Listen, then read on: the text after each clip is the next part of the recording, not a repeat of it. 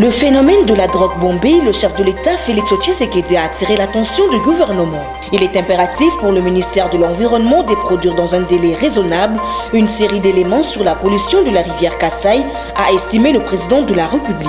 Et puis les assises de la commission technique mixte RDC Zambie ont été ouvertes le vendredi 21 août à Pweto dans le Haut-Katanga. Voilà tout pour les titres, restez branchés pour le développement. Madame, Messieurs, heureuse de vous retrouver dans cette grande édition du journal sur la chaîne de l'éducation dans l'actualité. Au cours de la réunion du Conseil des ministres du vendredi 20 août 2021, le chef de l'État Félix-Antoine Tshisekedi Tshilombo a attiré l'attention du gouvernement sur le phénomène de la drogue bombée qui sévit à Kinshasa. Suivez les porte-paroles du gouvernement Patrick Mouya. La communication du président de la République a porté essentiellement sur 3 points, à savoir 1. De la consommation d'une drogue dénommée bombée. Le président de la République a attiré l'attention des membres du gouvernement sur ces phénomènes inquiétants qui sévissent depuis quelques semaines et qui touchent la jeunesse congolaise. À Kinshasa, des jeunes s'adonnent à la consommation d'une drogue baptisée bombée.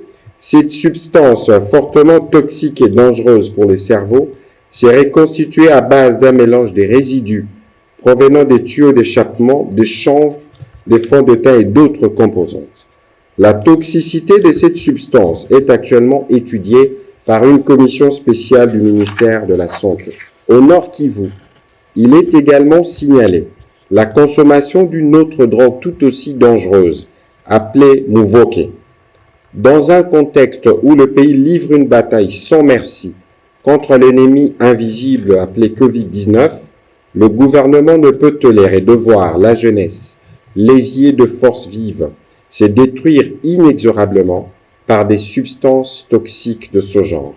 Le président de la République a donc invité tous les ministères sectoriels à tout mettre en œuvre afin de trouver des solutions idoines quant à la prise en charge et à l'encadrement de jeunes victimes de la consommation de ces substances dangereuses. Toutefois, a-t-il insisté, il convient de garder à l'esprit que ces phénomènes de société en appellent à la responsabilité collective de toute la nation. Je l'ai dit dans les titres, pollution de la rivière Kasaï, le président de la République estime qu'il est impératif pour le ministère de l'Environnement de produire dans un délai raisonnable une série d'éléments. Pratiquement une fois de plus.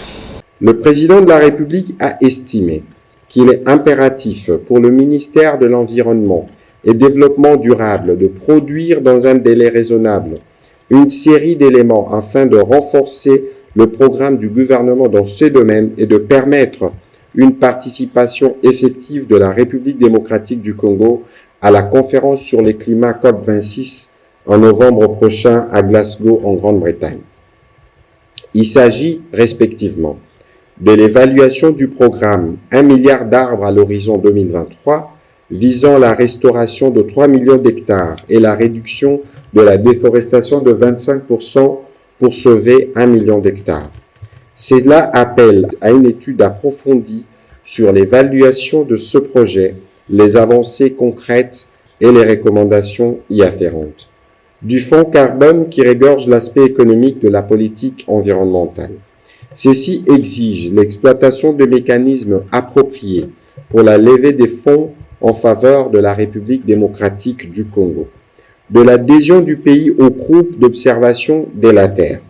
La République démocratique du Congo est appelée à structurer son offre en se dotant d'un tel système, à l'instar des autres pays, tant qu'il offre des opportunités qui consistent à appuyer les pays membres à se doter des systèmes fiables et à former l'expertise locale pour mieux suivre les catastrophes naturelles, la gestion de l'énergie, les changements climatiques et ses impacts, la gestion des écosystèmes ainsi que l'agriculture durable. À ces sujets, le président de la République a recommandé la tenue d'une réunion technique urgente avec le secrétariat technique de cette organisation pour échanger sur les opportunités et les conditions d'adhésion en marge de la conférence sur le climat COP 2026. De la participation de la République démocratique du Congo à cette conférence, notre pays a pris un engagement ferme de contribuer à l'effort climatique global à travers sa contribution déterminée au niveau national à l'accord de Paris, si le délai initial des dépôts était prévu le 31 décembre 2020, une rallonge avait été accordée au pays jusqu'au 30 juin 2021. Il y a lieu de connaître la situation de la RDC afin de permettre une participation effective du pays à ces assises. Pour rencontrer les observations ci-dessus formulées par le président de la République, la vice-première ministre, ministre de l'Environnement et du Développement durable, a été invitée à prendre des dispositions nécessaires quant à ce. Et puis la République démocratique du Congo occupe la 13e place sur les 53 pays africains en matière de transparence budgétaire avec comme mention progrès significatif. Suivez. La République démocratique du Congo occupe la 13e place sur les 53 pays africains classés par les départements d'État américains en matière de transparence budgétaire avec comme mention progrès significatif. Face aux progrès réalisés, le président de la République a présenté ses encouragements aux membres du gouvernement et à tous les services de la République commis à cette tâche. Le gouvernement a été invité à renforcer l'appréciation de la participation citoyenne tout au long du processus budgétaire. De cette façon, a soutenu le président de la République. Chacun va participer à l'amélioration de la gouvernance budgétaire en assurant une bonne affectation des ressources publiques en vue de privilégier l'intérêt général et d'impulser une incidence positive sur le bien-être quotidien. Et dans l'actualité aussi, un incendie s'est déclenché les vendredis 20 août 2021 dans les installations de la Direction générale de la Régie des voies aériennes RVA. Aussitôt informés, quelques membres du gouvernement se sont rendus sur place pour le constat. Reportage. Il y a le feu de ses côtés. Les bâtiments abritant la Direction générale de la Régie des voies aériennes ont pris feu. Aussitôt alerté par le DG de la RVA, le ministre des Transports, Voies de Communication et des Désenclavements est descendu sur place. Dans le feu de l'action, Chérubin Okende a assisté au combat contre les feux menés par les pompiers de la RVA appuyés par ceux de la MONUSCO. L'ampleur des flammes s'étant vite répandue, en quelques heures seulement, les locaux de l'exploitation, de l'approvisionnement, des finances et une importante partie du bloc informatique ont été consumés. Étant revenu du lieu du triste événement, le ministre des Transports, Voies de Communication et des Désenclavements a informé le gouvernement réuni en Conseil des ministres. Devant les faits clairement exposés par Chérubin Okende, le chef de l'État Félix Tshisekedi, qui présidait le Conseil, a instruit le vice-premier ministre, ministre de l'Intérieur, de descendre sur place avec le ministre des Transports pour un constat après incendie.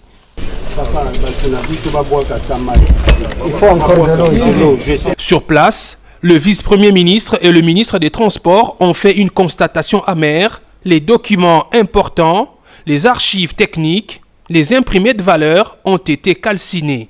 Mais il vous est demandé de faire un état des lieux qui doit permettre au gouvernement de cerner le problème et attendre les actions concrètes qu'il faut mener.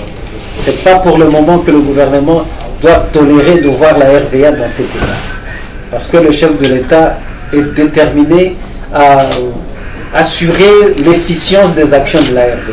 Les enquêtes vont être sérieusement menées, a rassuré le vice-premier ministre Daniel Asselo. Le président de la République m'a personnellement demandé de recourir au service de mon ministère pour que des enquêtes soient menées de manière à pouvoir déterminer dans la mesure du possible l'origine de ce qui s'est passé ce matin ici à la RVA Ndolo. Ouverture le vendredi 20 août 2021 à Poito, dans le Haut-Katanga, des assises de la commission technique au ministère des Zambie chargée de la démarcation de la frontière terrestre comprise entre les lacs Tanganyika et Mweru. Suivez. Parler de la commission spéciale mixte chargée de la démarcation de la frontière. Aujourd'hui, nous avons une commission technique mixte chargée de la démarcation de cette frontière. Ce sont deux opérations différentes. auquel j'ai été associé, c'est-à-dire proposer la ligne des frontières aux deux États dans la mesure où celle qui avait été envisagée par les puissances coloniales n'avait pas pu être exprimée parce qu'il y avait des difficultés d'identifier des repères que l'on visait en 1894, comme on dit chez nous. Maintenant, après qu'on ait travaillé en commission spéciale et qu'on ait abouti à un texte qui a été adopté par nos deux États en 1989, au mois de septembre, il faut exprimer ce traité sur le terrain. Nous sommes spécialement concernés par le tronçon entre les deux lacs, Tanganyika et Muero. Après, il y aura certainement un travail aussi d'identification des îles qu'on s'est distribuées sur la rivière Luapula. Bien, maintenant, nous allons planter des bornes le long de cette frontière, cette ligne frontière qui est décrite dans le traité de Kinshasa de 1989. Il y a deux séries de bornes. Il y a des bornes de repères qu'on a déjà commencé à placer. À partir d'une borne de repères, on sait que la frontière est à tel degré. Direction primature, le Premier ministre Samalou Konde Kingé vole au secours de la clinique Ngaliema par la remise en service du scanner et de l'IREM. C'était le jeudi 19 août dernier. Suivez. Après cette panne qui a perduré pendant longtemps et qui a vraiment pénalisé le service et aussi la population quinoise, nous sommes très émus, très contents de retrouver notre matériel opérationnel afin de rendre le meilleur service à notre population. Et nous profitons de l'occasion pour remercier le Premier ministre pour sa réaction immédiate après qu'il soit saisi du problème qui s'est posé dans notre service de radiologie. Et nous disons que ce n'est pas tout et nous attendons de lui encore d'autres actions afin de pouvoir moderniser tout le service. Bon, ce sont des machines de paraclinique en médecine qui nous servent de poser de diagnostic afin de pouvoir suivre nos patients. Donc ce sont des machines d'imagerie pour faire la radio. Oui, après la réparation en IRM, nous avons déjà reçu plusieurs malades. Plusieurs malades et nous avons servi. Oui, ils étaient satisfaits. Puisqu'il y a environ une année, on les envoyait ailleurs pour faire les examens. Et maintenant, tout se passe sur place. Ils sont satisfaits. Surtout en cette période de Covid, nous avions été fortement handicapés lors de cette troisième vague, puisque le scanner était en panne. Et c'est l'examen standard qu'il faut pour le diagnostic des lésions en cas de Covid. Et nous étions vraiment pénalisés. Maintenant, nous nous réjouissons de revoir notre machine opérationnelle. En fait, ce sont des grosses machines. Des grosses machines qui, pour l'entretien, ça a un coût. Et même pour... Autre chose à présent, le ministre de l'économie nationale a effectué une visite de travail à l'aéroport international de Njili le jeudi 19 août dernier dans l'objectif de se rendre compte de l'application de la mesure du gouvernement sur la baisse du prix des billets d'avion pour les vols nationaux. Suivez. Contexte où certains opérateurs économiques jouent au chat et à la souris avec le gouvernement, la surprise et la stratégie choisie par le ministre de l'économie nationale Jean-Marie Kalumba Youma. Dès 5 heures du matin de ce jeudi, il est à l'aéroport international de Njili pour vérifier l'effectivité du prix du billet d'avion. Avant c'était 300 et quelques, mais maintenant j'ai payé 198 $. Il y a 2 semaines, j'étais à Goma, j'ai acheté le billet à 340 $. Et le retour, je l'ai acheté à 198 $. Et c'est toujours 30 kilos, 10 kilos de bagages à main et 30 kilos de franchise. Pour en avoir le cœur net et battre en brèche les ragots des réseaux sociaux, en compagnie du directeur général et de la RVA, le ministre de l'économie nationale est monté à bord du régulier CAA pour vérifier le taux d'occupation. Je pense que la mesure elle est bénéfique pour les entreprises.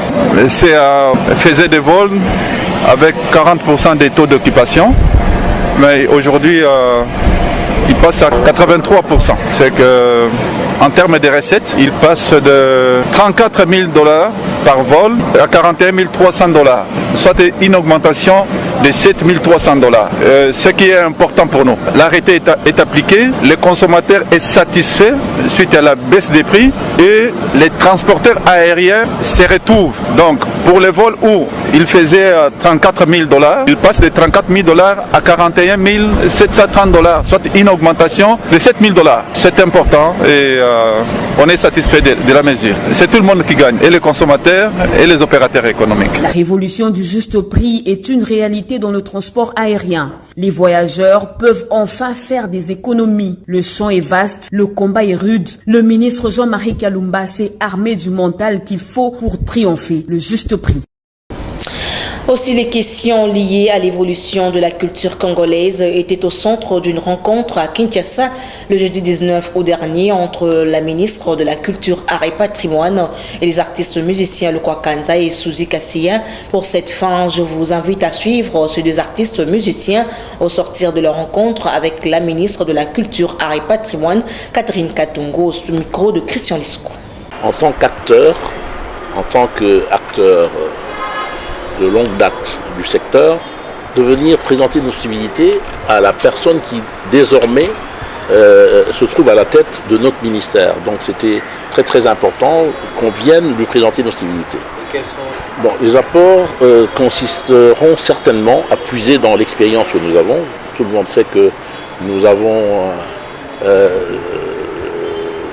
bâti des carrières très très fortes à l'extérieur de notre pays et que l'expérience que nous avons acquise en dehors de nos frontières est très très utile pour permettre à madame qui a de très très très bonnes idées et ça nous a à la fois rassurés donc qu'elle a besoin de nous.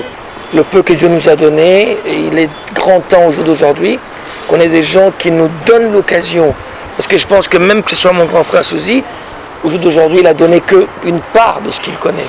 Or, la maison, elle est immense et énorme. Et peut-être c'est maintenant l'occasion de pouvoir nous donner cette chance de s'exprimer. Je veux commencer déjà par la chose la plus essentielle. Au jour d'aujourd'hui, nos artistes, souvent, malheureusement, périssent pauvres. Pourquoi? Parce que leurs œuvres ne sont pas respectées, ils ne sont pas payés, ce n'est pas des mendiants. Je vais vous donner un exemple. Pendant le Covid, le monde s'est arrêté. Pendant 2 ans, chaque être humain était enfermé comme des prisonniers. C'est pas l'argent qu'ont les millionnaires qui ont parlé. C'est pas les voitures que les gens ils ont. C'est la musique et l'art qui a parlé. Les gens se retournaient dans la musique. C'était la consolation de l'humanité entière. Donc il faudra, au jour d'aujourd'hui, prendre conscience de ce travail que ces gens font. Pas parce que nous sommes artistes, non. Mais de ce qu'il faut pour que ces gens puissent au moins être reconnus à leur juste valeur.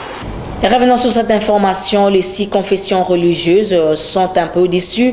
Pourquoi leur décision sur la désignation du prochain président de la CENI tarde à être approuvée par l'Assemblée nationale? Le prophète Dodo Kamba s'étonne qu'on donne beaucoup trop d'importance à l'Église catholique et protestante. Suivez-le.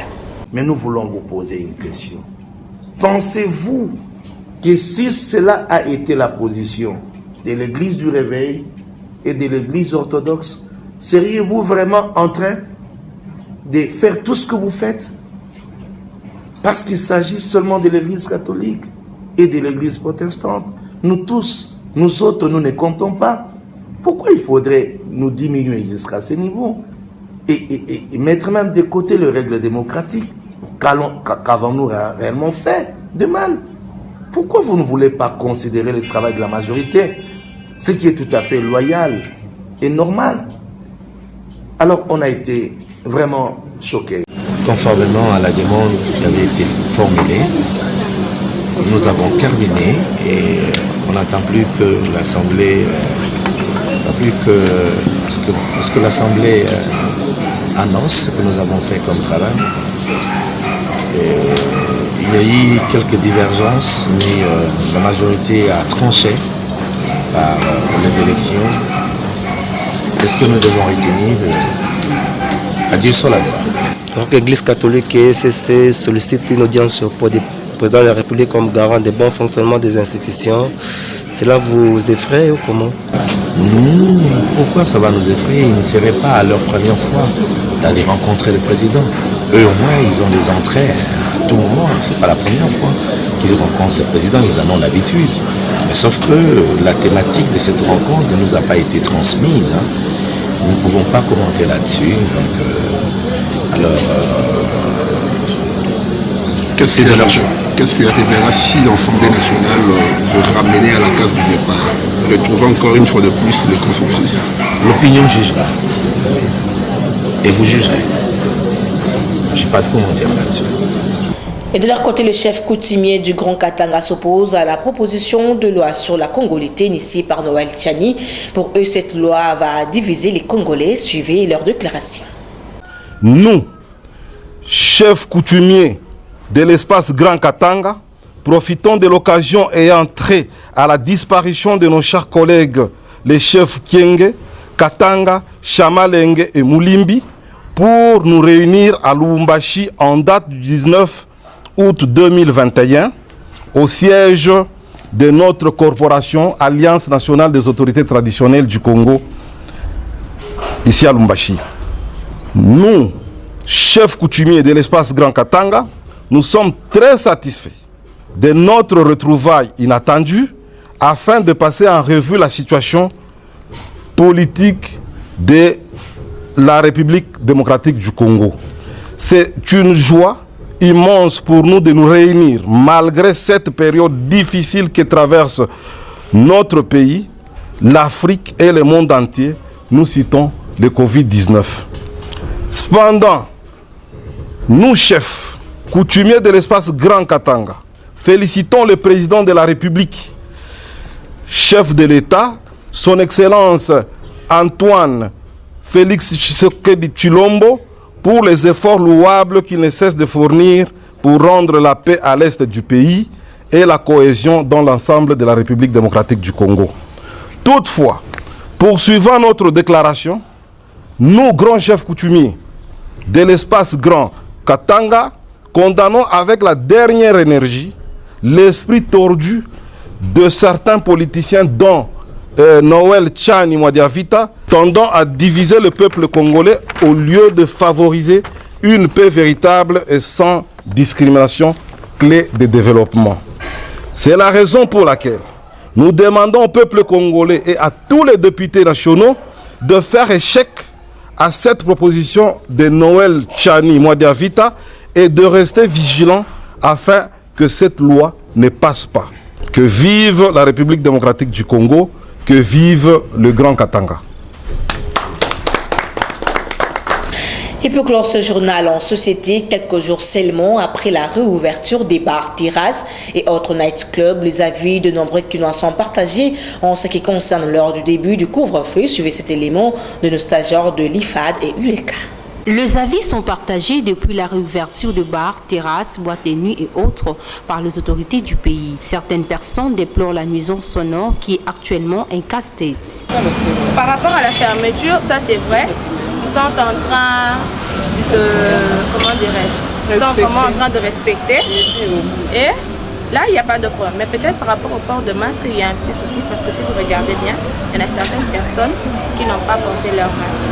Peut-être qu'il faudrait mettre quelques rigueurs sur cette réouverture. Il faudrait mettre des rigueurs. Mais sinon, la réouverture par rapport au respect des heures, là c'est bon. Sauf qu'il y a un petit problème, un petit souci par rapport à la sonorisation. Elle est trop forte. Il faudrait quand même baisser pour que nous tous nous ne puissions pas être perturbés par rapport à ça. Merci beaucoup. On a dérangé ma classe. Dérangé parce que dérangé d'abord. Bana, écoutez, bana, brosse d'examen, bana de d'état, tout ça. Les émissions que j'espère, bilili bomoni po toza entouré na bamusique donc bakolo baba bazo raisonner même bavoisin na bango te donc namoni vraiment déranger biso makasi. De leur côté, les tenanciers continuent à remercier les autorités, mais appellent par contre de revoir les heures de couvre-feu. Si le président a fourni ma motoboy, parce que à moi vous faisiez biso monde ya butu 23h comme si vous mo fa na bar tous ans quelque part au carré de air aux hôtels de air na yo tout cannabis bien pensé quand on commence avant. Il s'est de rappeler que c'est depuis le dimanche 15 août dernier que les bars, terrasses, boîtes de nuit ainsi que les discothèques ont été réouverts. Et voilà que met terme à ce journal sur la chaîne de l'éducation, dont voici le rappel des titres. Le phénomène de la drogue bombée, le chef de l'État, Félix-Antoine Tshisekedi, a attiré l'attention du gouvernement. Il est impératif pour le ministère de l'Environnement de produire dans un délai raisonnable une série d'éléments sur la pollution de la rivière Kasaï, a estimé le président de la République. Et puis les assises de la commission technique au mix RDC Zombie ont été ouvertes le vendredi 21 août à Poeto dans le Katanga. C'était là le rappel de titre fin complètement de cette grande édition du journal dont la chefferie a été assumée par Franco Sang. Un grand merci à toute l'équipe technique, rédactionnelle. Derrière la caméra, c'était Delphine Tondola, Guillaume Ayamba, Chardeline Seka. Merci plutôt de nous rester toujours fidèles et bon week-end chez vous. Au revoir.